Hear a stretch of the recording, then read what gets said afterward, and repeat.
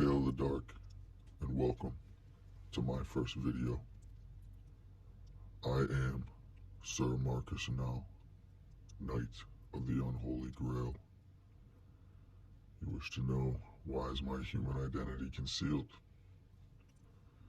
The first answer to this question is that my human self has been an empty husk since the year 2011. It is a disguise I may wear when convenient of a man long dead and gone. We live on the other side of the mirror, in a future after a polarity shift or inversion has taken place. This is why, when you see my mask, you will get my true self, and also why those who see no mask will receive masked truth. Man is least himself when he talks in his own person. Give him a mask, and he will tell you the truth. This was written or said by Oscar Wilde. It is a confusing concept at first, but understanding the inversion is a key step in getting home, or back to the other side of the mirror. Second, my country of residence claims freedom of religion, but a true vampire wolf or vampire werewolf hybrid would potentially be a target for persecution or attack by the church, vampire or werewolf hunters, and unfortunately, due to the ancient war between werewolves and vampires, I am also a potential target of purebloods of both sides, who see my very existence as an abomination. One with the bite of the wolf is rarely allowed within a vampiric sanctuary, and the same is true for one with the dark kiss and lycanthropic lairs. This is also part of why I'm revealing myself, in hopes that there are others like me. If not, and I am truly alone, those interested in hybridization will now have a way to learn and build such a form and family. I am grateful to be connected with brothers and sisters in black and forbidden and satanic magic. I also welcome any potentially true allies. What is the meaning of my name, Marchus Naal? It is composed of 4 demonic entities. The first, Marcosius, the winged wolf. The second, Andrialphus, the peacock. The third, Noctulius, believed by some to be the vampiric aspect of Lucifer, a dark lord of night. And Baal, king in hell. Many people are familiar with Baal and Baal. What is a vampire wolf? In my research, I found the archetype of the hybrid vampire wolf to be the perfect representation of balance and forbidden power. Both forms imply a past either close or distance that was once human. This is the common ground or middle ground between the werewolf and the vampire, or limbo, the mundane human life, the existence left in the past. I'll now introduce the concept of what I call hermetic inversion. As a hermetic scholar, I do believe in the as above, so below principle. This means to me that you may swap or flip above and below, and it will not really change anything. When you see above as below, you start to see how a vampire wolf might even be able to exist. Below human consciousness is typically seen as primal, animalistic, or savage. I believe the food chain, in reality, is more like a food circle, a circle of life, which aligns with items below also being items above. This translates to what most people think are below them on the food chain may truly be above them, and vice versa.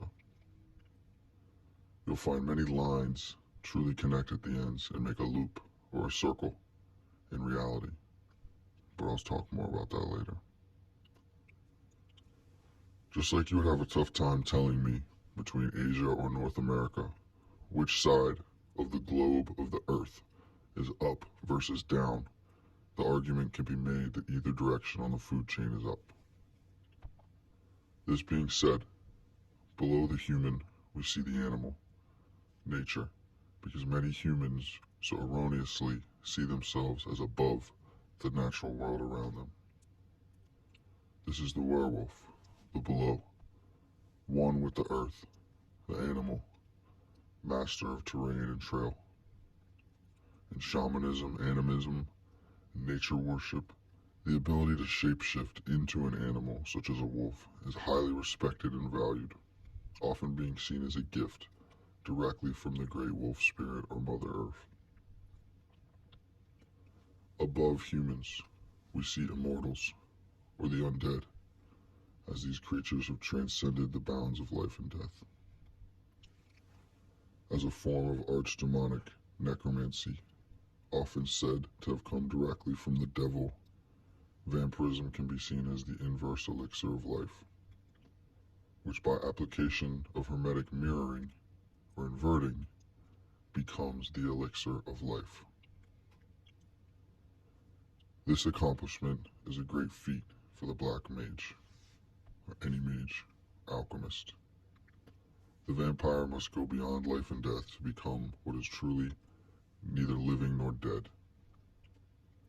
The closest animal we see is the vampire bat, which is a beautiful expression of nature and framework for true vampirism.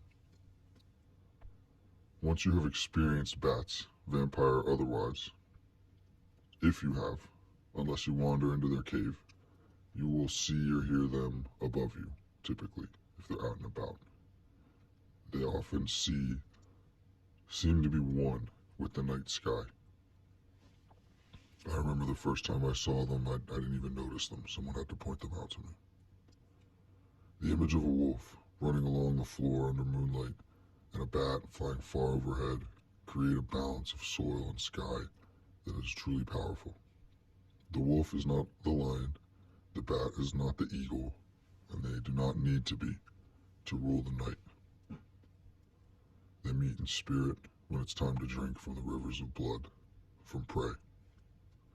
This hunger or bloodthirst is what also binds and balances these two forms. I will go more in depth into this powerful balance in my works. But the key to balancing these two forms is to finding their common ground. For now, let me mention that a true master explorer would not just climb through the deepest cave or traverse the tallest mountain. I must do both.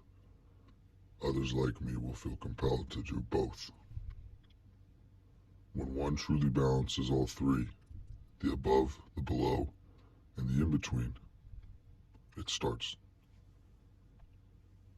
In chemistry, which in my opinion is just alchemy reduced to 4 elements and denying the quintessence that is spirit or ether, a definition of equilibrium or balance is when the forward rate of a reaction is equal to the reverse rate of a reaction. I translate this to when the above equals the below, and become truly one to the point that the middle ceases to exist. When two are one, and to truly be, any area of distance that once existed between them must disappear or be destroyed. The three become the two, become the one. My first published work is Chapter 8, The Fleshtemple of the Beast, also titled Temple of Flesh, by my brother Master Daniel. For anyone curious, I wish to mention that I call him Master Daniel to honor his title and his rank within his faith and his house, his religion of Kimbanda. He is not necessarily my master, but he is a master, and anyone studying his sacred knowledge would be in the role of apprentice when doing so.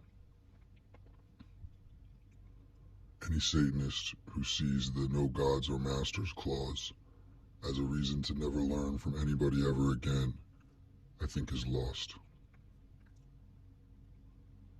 I've learned much from his tomes, Liber Dragos and Liber Lucifer, and I highly recommend both texts to students of the dark arts.